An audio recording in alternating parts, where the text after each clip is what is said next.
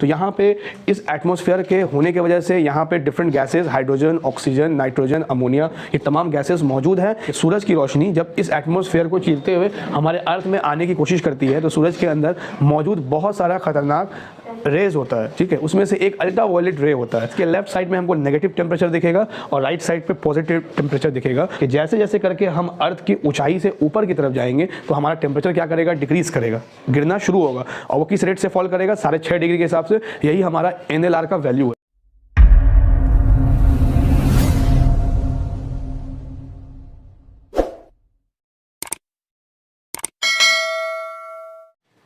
आज हमारा क्लास 10 का पहला टॉपिक फिज़िकल इन्वायरमेंट शुरू होने जा रहा है।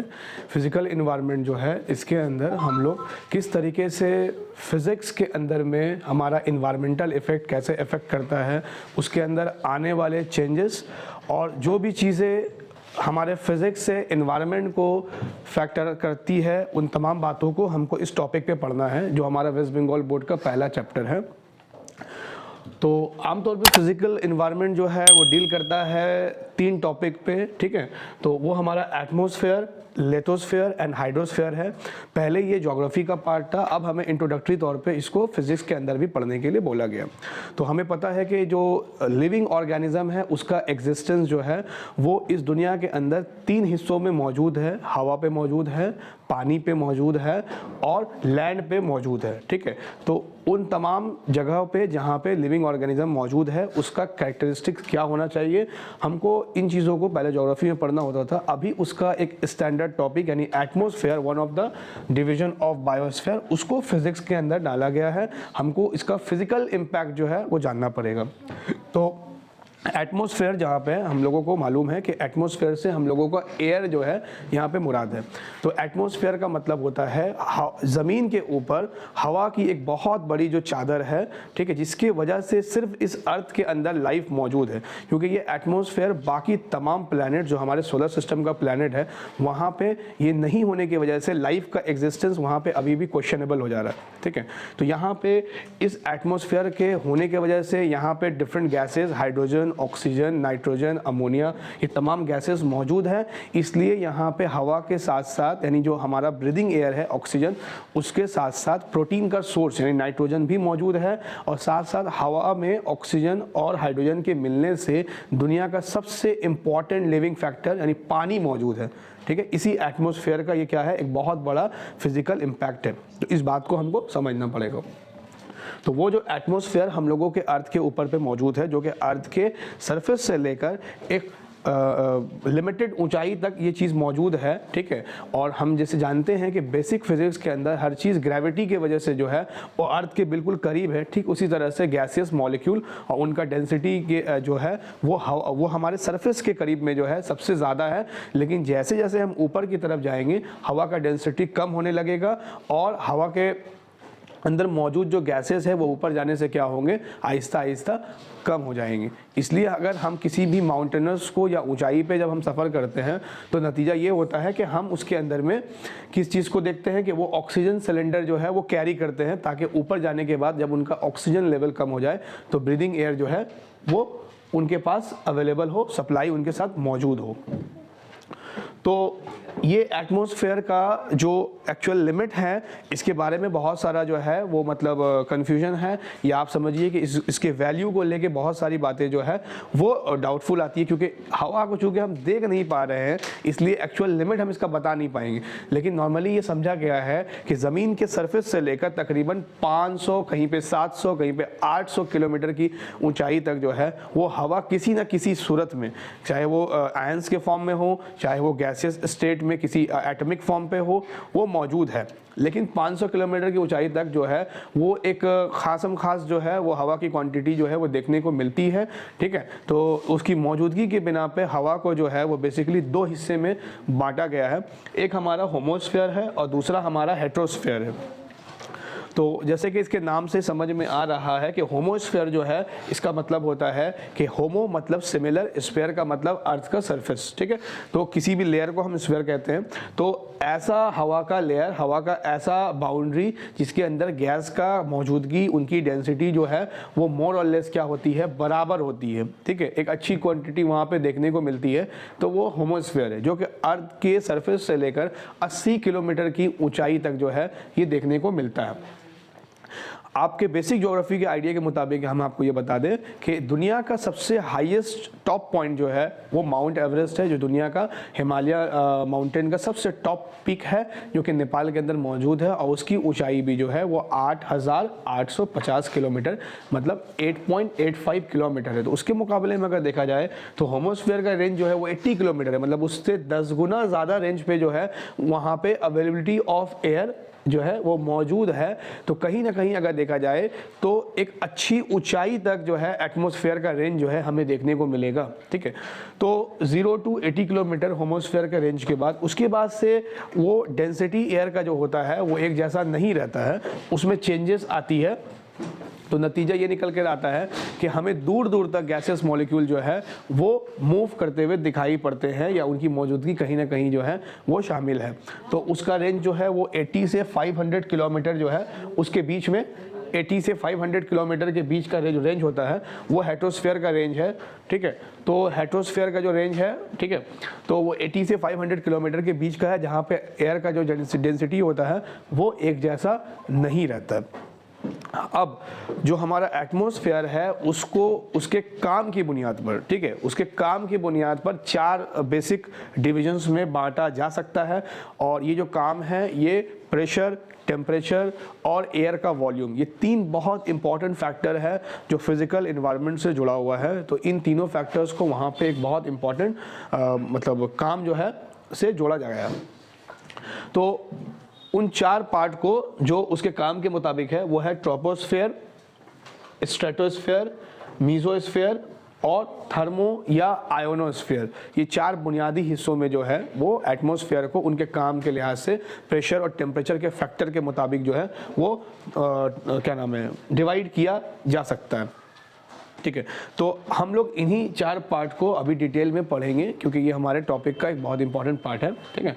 तो सबसे पहले अगर हम आपको ट्रोपोस्फेयर का आइडिया दें तो ट्रोपो जो वर्ड है इसका मतलब ही होता है जो चीज़ें तब्दील हो, चेंज देखने को मिलता है, ठीक है।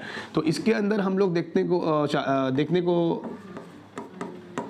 मिलता है वेदर या सीजनल चेंजेस,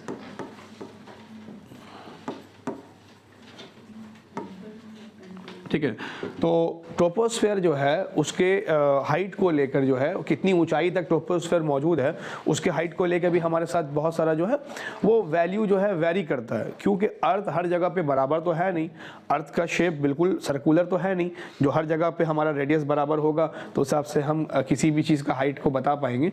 तो चूँकि हमारा इक्वेटर जो है उसका डायमीटर बड़ा होता है और पोलर रीजन पे डायमीटर जो है वो छोटा होता है, तो उसी के मुताबिक हमारा ट्रोपोस्फेयर का हाइट भी जो है वो अलग अलग इलाकों में जो है वो तब्दील होते रहता है, बदलता रहता है, चेंज होता है, वेरी करता रहता है। तो ट्रोपोस्फेयर जो है उसका जो बेसिक रेंज हम लोगों को देखने को मिलता है, कहीं कहीं 0 to 8 किलोमीटर के बारे में कहा गया है, तो कहीं कहीं 0 to 12 और 15 किलोमीटर भी जो है वो ट्रोपोस्फेयर का रेंज को बताया गया है, depending upon the basic structure of the earth, जहाँ अर्थ का स्ट्रक्चर जैसा रहेगा उसके मुताबिक। तो ट्रोपोस्फेयर के अंदर हम लोगों को ये बताया गया है कि हमारा वेदर चेंज करेगा, सीज़न जो है वो चेंज करेगा, ठीक है।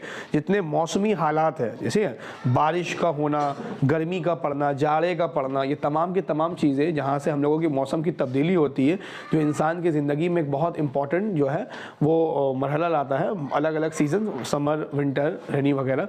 तो इन तमाम चीज़ों का जो तब्दील होना, बदलना जो है वो कहाँ पर मौजूद है, वो ट्रोपोस्फेयर के अंदर ही मौजूद, यानी ये 0 से 12 किलोमीटर या 15 किलोमीटर की जो ऊंचाई है हमारे ज़मीन से, इसी के अंदर इंसानी ज़िंदगी जो है वो बहुत ज़्यादा क्या होती है, इफेक्टेड होती है एनवायरनमेंट के चेंज होने से। जो क्लाउड्स आते हैं, ठीक है, मेटियोर्स जो हम लोगों के आसमान में दिखते हैं, ये तमाम चीज़ें जो है इसी ऊंचाई तक हम लोगों को देखने को मिलता है। उसके बाद जो ऊपर की जो हद है उसमें चीज़ें साकित हो जाती है, ठीक है, उसमें तब्दीली जो है वो कम देखने को मिलती है। तो हमारे सामने जो हमारा आसमान है जिसको हम देख पाते हैं, नीला आसमान, ये ट्रोपोस्फेयर का ही क्या होता है, टॉप लेयर होता है जिसको हम देख पाते हैं। ठीक है, तो ये ट्रोपोस्फेयर जो होता है इसके अंदर बहुत सारे गैसेस और दुनिया के तमाम जो गैसेस एटमॉस्फेयर में मौजूद हैं उसकी अच्छी खासी क्वांटिटी जो है वो ट्रोपोस्फेयर के अंदर मौजूद है। जैसे आप इसके अंदर में नाइट्रोजन, ऑक्सीजन, हाइड्रोजन, ठीक है, और कार्बन डाइऑक्साइड, ठीक है, हम ऑक्सीजन का इस्तेमाल करते हैं और कार्बन डाइऑक्साइड जो रिलीज़ करते हैं ये भी हम लोगों को कहाँ पे देखने को मिलता है, ट्रोपोस्फेयर में। इसके अलावा बहुत सारे ग्रीन हाउस गैसेस में, जैसे कि मीथेन भी यहीं पे पाया जाएगा, आपको क्या नाम है, अमोनिया है, HCl वगैरह जो है, बहुत सारी चीज़ें हैं वो आपको यहाँ पे गैसेस जो है वो देखने को मिलेंगे। ट्रोपोस्फेयर के अंदर में एक ज्योग्राफिकल फैक्टर है जो हमें समझना पड़ेगा, वो ये समझना पड़ेगा, ठीक है। हम बेसिक ज्योग्राफी में एक चीज़ को जानते हैं और ये फिजिकल एनवायरनमेंट की सच्चाई भी है कि जिस तरीके से हम ऊंचाई पे जाएंगे तो आहिस्ता आहिस्ता करके क्या होगा, हमारा टेम्परेचर जो है वो डिक्रीज़ होगा, टेम्परेचर फॉल होना शुरू होगा। इसीलिए आपको टॉप ऑफ द माउंटेन पे आइस दिखते हैं, आइसबर्ग, ग्लेशियर, ये क्यों दिखते हैं? ऊपर ऊंचाई पे जाने से हमें वो चीज़ ज़मीन पे क्यों नहीं दिखता है? क्योंकि हम जैसे जैसे ऊंचाई पे जाते हैं हमारा टेम्परेचर फॉल करता है, ठीक है। और हमें पता है 0 डिग्री पे पानी जो है बर्फ़ बन जाता है और जो चीज़ 0 से भी कम हो तो वो बिल्कुल सख्त बर्फ़ की हालत में मौजूद होगा। इसीलिए टॉप ऑफ द जो माउंटेन होता है, या हमारा इंडिया को अगर हम बात करें बेसिक ज्योग्राफी के अंदर में, तो जो नॉर्दर्न पार्ट ऑफ इंडिया है जिसमें हमारा हिमाचल प्रदेश आएगा, जम्मू कश्मीर आएगा, लद्दाख आएगा, सिक्किम आएगा, वेस्ट बंगाल का top of the part Darjeeling, Kalimpong का इलाका आएगा। तो इन तमाम इलाकों में चूँकि पहाड़ मौजूद है इसलिए पहाड़ जो है वो काफ़ी ऊंचाई पे है ज़मीन से, तो इन इलाकों में क्या है, टेम्परेचर का फॉल होने की वजह से आपको आइस की मौजूदगी, बर्फ़ की मौजूदगी जो है वो देखने के लिए मिलेगी। तो जिस रेट से हमारा टेम्परेचर फॉल करता है उसको हम लोग बोलते हैं नॉर्मल लैप्स रेट।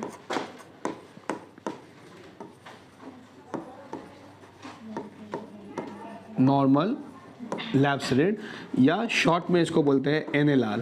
तो इस NLR का जो वैल्यू होता है वो होता है हर 1000 मीटर, मतलब 1 किलोमीटर अगर आप ऊंचाई पे जाते हो तो 1 किलोमीटर ऊंचाई पे जाने से आपका टेम्परेचर जो है वो कितना डिक्रीज़ करेगा, 6.5 डिग्री सेल्सियस जो है, 6.5 डिग्री आपका टेम्परेचर क्या करेगा, फॉल कर जाएगा।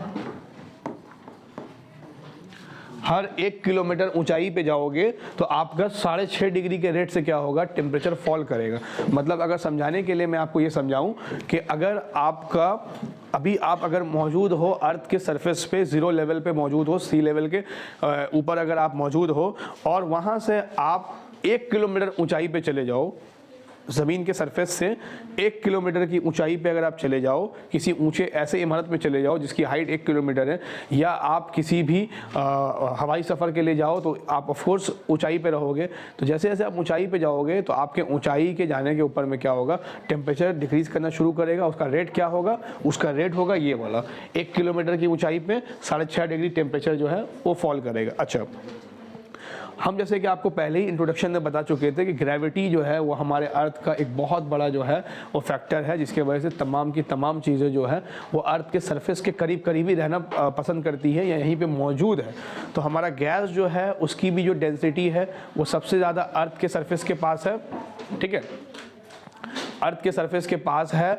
और हमारा डेंसिटी जो है वो ग्रेविटी के वजह से अर्थ के करीब करीब जो मौजूद है, तो ये चीज़ें हमारे एयर के प्रेशर को इंडिकेट करती है कि हमारा जो एयर का प्रेशर होता है, ठीक है, तो वो गैस की मौजूदगी की वजह से होता है। तो जिस जगह पे गैस की मौजूदगी ज़्यादा रहेगी, मॉलिक्यूल ज़्यादा मौजूद रहेंगे, वहाँ पे एयर का प्रेशर जो है वो ज़्यादा रहेगा। इसीलिए अर्थ के सरफेस के पास जो है वो एयर का प्रेशर ज़्यादा रहता है। लेकिन जैसे जैसे आप ऊँचाई पर जाओगे, ठीक है, तो आपका एयर का क्वान्टिटी जो है वो कम होने लगेगा, तो आपका एयर का प्रेशर भी जो है वो कम हो जाएगा। अगर आप सर्दी के मौसम में अपने हालात को देखो तो उनको मालूम होगा सर्दी के मौसम में आमतौर पे हमारे जो है वो होंठ, चेहरे या बदन के हर वो नर्म हिस्से जो है जहाँ पे मॉइस्चर नहीं रुकता वो फटने लगते हैं।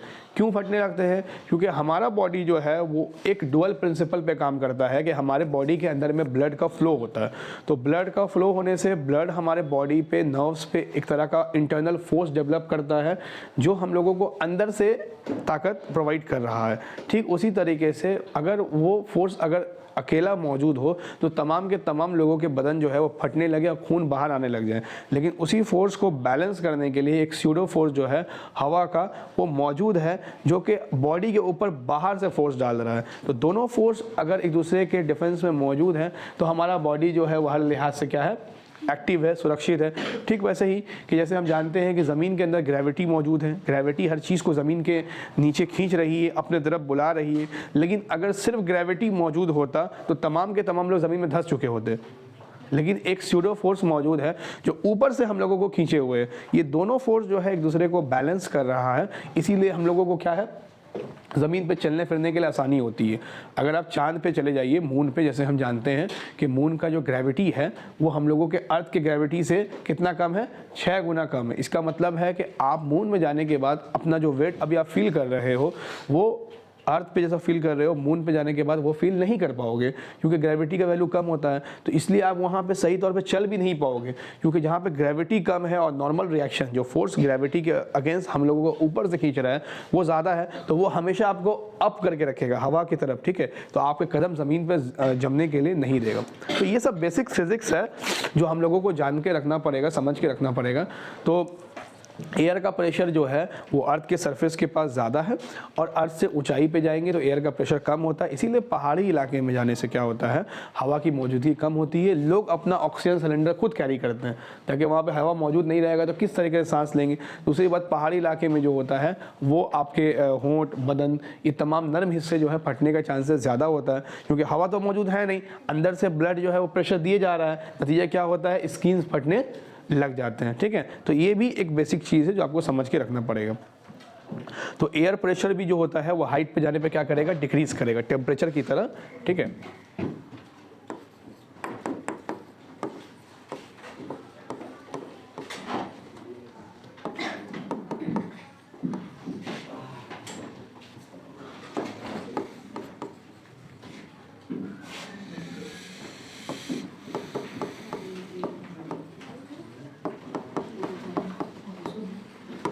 ठीक है, तो ये वो तमाम चीज़ें हैं जो हम लोगों को कहाँ पे देखने के लिए मिलेगा, ट्रोपोस्फेयर में, ठीक है।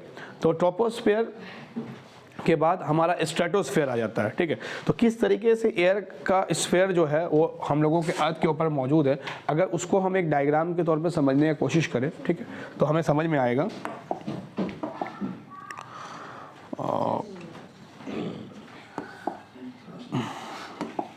समझाने के लिए मैं आपको एक डायग्राम से समझा रहा हूँ। आप ये मान के चलिए कि आपका अर्थ है, ठीक है। समझने के लिए आप ये मान लो कि ये जो है वो आपका अर्थ है, ठीक है, और ये अर्थ का सरफेस है। तो उसके ऊपर जो लेयरिंग्स है, जो एटमॉस्फेयर का, वो किस तरह से मौजूद है। जैसे ये आपका पहला लेयर जो है वो अर्थ के ऊपर मौजूद है, जो पूरा अर्थ को घेरा हुआ है। मैं एक पर्टिकुलर हिस्से की बात कर रहा हूँ, ठीक। इसी के ऊपर जो है आपका दूसरा लेयर मौजूद है, इसी के ऊपर आपका तीसरा लेयर मौजूद है, एंड फाइनली चौथा लेयर। इस तरीके से तमाम के तमाम लेयर्स जो है वो अर्थ के ऊपर एटमॉस्फेयर के इस तरह से सजे हुए हैं, ठीक है। एक बाउंड्री है, उसको क्रॉस करने के बाद हम दूसरे लेयर पे चले जाते हैं। तो जो लेयर हमारे पास मौजूद है वो कौन कौन से लेयर हैं, हम उसको नाम लिख देते हैं ताकि समझने में आसानी हो, ठीक है। जैसे ये वाला मेरा है ट्रोपोस्फेयर,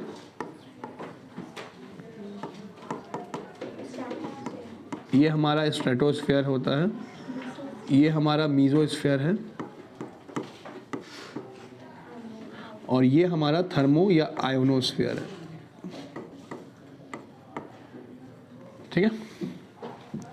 तो उसके ऊपर का जो पार्ट है वो एक्सोस्फीयर, मतलब आपका एयर का मौजूदगी वहाँ पे बिल्कुल भी नहीं है, ठीक है। तो उसी को हम नॉर्मल लफ्ज़ों में स्पेस कहते हैं। तो स्पेस का बेसिक मतलब होता है खाली जगह, जहाँ पे कोई चीज़ मौजूद ना हो। तो गैसियस फॉर्म भी वहाँ पे मौजूद नहीं होती, इसीलिए जहाँ पे एटमॉस्फेयर का लेयर ख़त्म होता है वहाँ से हमारा स्पेस का मामला यानी खालीपन जो है, खुला जो है, शुरू हो जाती है।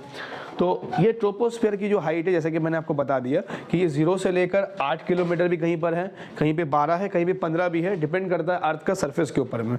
इक्वेटर के करीब ज़्यादा है, पोल पे जाने पे चीज़ कम हो जाती है डायमीटर के फ़र्क की वजह से। ट्रोपोस्फेयर की जो बाद का लेयर है यानी स्ट्रेटोस्फेयर जो है, इन दोनों के बीच में, ठीक है, आपको जो बाउंड्री दिख रही है इसको हम लोग बोलते हैं पॉज एरिया, जो कि हमको 3 जगह दिखेगा, यहाँ भी है, यहाँ भी है, यहाँ भी है, तीनों जगह पे पॉज एरिया दिख रहा है। तो इसको हम ट्रोपोपाउस स्ट्रेटोपाउज और मेसोपाउज बोलते हैं, ठीक है। तो ये जो पॉज एरिया होता है वो क्या होता है, ये जो एरिया होता है ये सब पॉज एरिया है,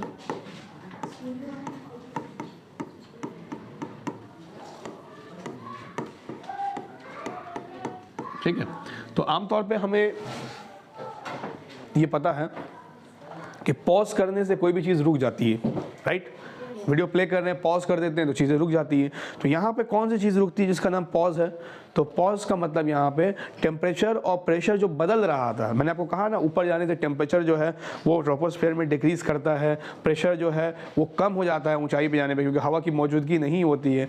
तो ये टेम्परेचर का और प्रेशर का बदलना एक पर्टिकुलर जगह पे जाके रुक जाता है जहाँ पे इंटरचेंजिंग ऑफ स्फीयर होता है कि अब यहाँ पे ट्रोपो खत्म हुआ, स्ट्रेटो क्या हुआ, शुरू हुआ। तो एक पर्टिकुलर पॉइंट होता है, एक पर्टिकुलर लेयर होता है जिसके ऊपर में क्या होता है, प्रेशर भी ना चेंज करेगा, टेम्परेचर भी वहाँ पे चेंज नहीं करता है। तो ऐसे रीजन हम लोगों को 2-3 यहाँ देखने को मिलेंगे। ये हमारा पॉज रीजन है, ठीक है। हम आपको ग्राफ से ही बताएंगे कि इन चीज़ों को किस तरीके से आपको समझाया जा रहा है। तो ट्रोपोस्फेयर के बाद हमारा जो नेक्स्ट स्फीयर है वो है स्ट्रेटोस्फेयर। और ये जो स्ट्रेटोस्फेयर है, ठीक है, ये हमारे एरोप्लेन, जेट प्लेन, इनके उड़ने के लिए बहुत ही बेहतरीन जगह माना जाता है। क्यों? क्योंकि इस इलाके में हम लोगों को किसी भी किस्म का चरिंद परिंद या आप लिविंग ऑर्गेनिज्म का कोई एग्जिस्टेंस देखने को नहीं मिलता है, मौसम की तब्दीली वगैरह जो है उसका मामला नहीं होता है। तो नतीजा ये होता है कि इस जगह पे बहुत ही आसानी के साथ जो होता है एरोप्लेन जो है अपना रास्ता तय कर लेता है। हम बहुत बार देखते हैं कि जो चीज़ें उड़ रही होती है आसमान में वो बादलों पर जाके छुप जाती है। वो एक्चुअली बादल के बाद कहाँ चली जाती है, क्लाउड रीजन के बाद स्ट्रेटोस्फेयर ही में एंटर कर जाती है और वहाँ पर आसानी के साथ जो है एरोप्लेन, जेट प्लेन सफ़र करता है। क्योंकि मौसम की तब्दीली नीचे है, जिसकी वजह से एरोप्लेन का सफ़र इफेक्टेड रहता है। कोई परिंदे का मामला हो गया, मौसम में गर्मी, सर्दी और जाड़े वगैरह के जो मामला चलते रहते हैं, इसके वजह से सफ़र में दुश्वारी ना हो, इसलिए इसको थोड़ा सा ऊंचाई पे जाके जो है वो प्रवास करना होता है। तो ये स्ट्रेटोस्फेयर जो है वो जेट प्लेन, एरोप्लेन, उसके क्या नाम है, प्रोपल्शंस के लिए बहुत ही बेहतर जगह माना जाता है, ठीक है। तो इसकी जो हाइट होती है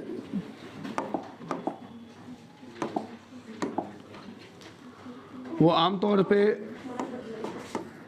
15 से 50 किलोमीटर का एल्टीट्यूड जो है ये स्ट्रेटोस्फेयर का हाइट को माना जाता है, जिसमें इसको 2 हिस्से में बांट सकते हैं हम, 15 से 30 किलोमीटर और फिर 30 से 50 किलोमीटर। ये आप 2 हिस्से में इसको डिवाइड कर सकते हैं। जिसका लोअर एरिया जो होता है इसको हम एक ख़ास नाम से जानते हैं, वो होता है ओजोनोस्फीयर। क्या नाम होता है नाम? ओजोनोस्फीयर। ये इसका लोअर पार्ट होता है ओजोनोस्फीयर। तो ओजोनोस्फीयर क्यों इसको कहा जाता है? क्योंकि स्ट्रेटोस्फीयर का जो लोअर एरिया होता है वहाँ पे हम लोगों को एक तरह का गैस जो है उसकी मौजूदगी देखने को मिलती है। ये पर्टिकुलर एरिया जिसको मैं आपको हाईलाइट करके दिखाना चाह रहा हूँ,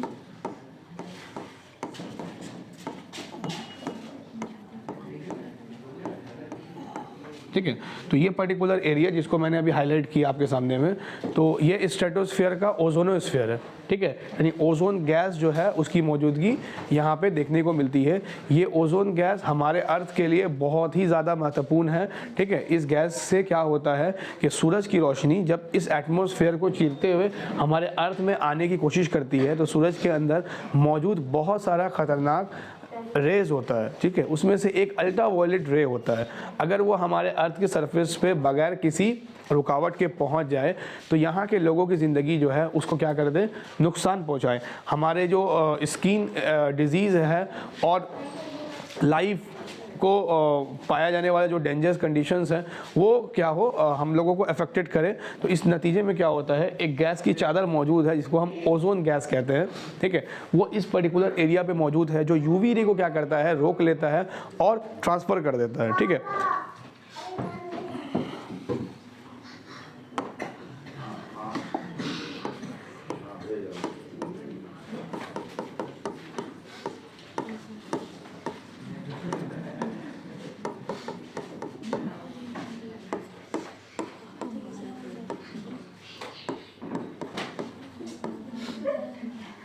ठीक है। तो ये हमें यूवी रे से क्या करता है, बचा लेता है।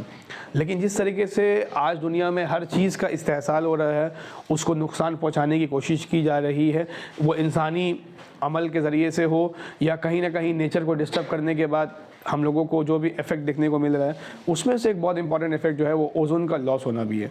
ठीक है। तो हमारा ओजोन गैस का चादर जो ऊपर वाले ने हमारे लिए प्रोटेक्शन के तौर पे बनाया था, वो आहिस्ता आहिस्ता जो है वो क्या हो रहा है, पतला हो रहा है, डिप्लेशन उसमें देखने को मिल रहा है, और कहीं कहीं उसमें छेद भी मौजूद है, कहीं कहीं उसमें छेद भी मौजूद है, छेद भी हो चुकी है। तो नतीजा ये हो रहा है कि उस जगह से यूवी रे पास करके हमारे अर्थ पे आ जा रहा है, इसलिए हमें नए नए तरह की बीमारियां जो कि यूवी रे की वजह से हम प्रोटेक्ट है वो देखने को मिल रही है। जैसे अंटार्कटिका में ओजोन का लेयर जो है वो होल होने की वजह से आइस का मेल्टिंग, यानी ग्लेशियर जो मेल्ट हो रहा है उसका प्रोसेस बढ़ चुका है। तो आपको पता ही है, ग्लेशियर अगर मेल्ट होना शुरू हो जाएगा आहिस्ता आहिस्ता पूरी दुनिया के अंदर में, तो जितने भी वाटर लेवल है हमारे ओशियंस है वो तमाम के तमाम का वाटर लेवल क्या करेगा, राइज करेगा। और जब वाटर लेवल राइज करता है, जो लोअर लैंड है, आइलैंड्स है, वो सब आहिस्ता आहिस्ता छुप जाएंगे, और जो मेन लैंड एरिया है वहाँ पे सैलाब आने का चांसेस जो है वो बढ़ जाएंगे, क्योंकि वाटर लेवल हाई रहेगा तो वो फ्लो करके आ जाएगा लैंड पे, उसी को तो हम फ्लड बोलते हैं। तो ये सब वो नुकसानात हैं जो कहाँ से शुरू हुए हैं, ओजोन लेयर से शुरू हुए हैं, और आप देखिए इंसानी ज़िंदगी को, इंसानी इंफ्रास्ट्रक्चर को पूरा बर्बाद कर दे रहे हैं।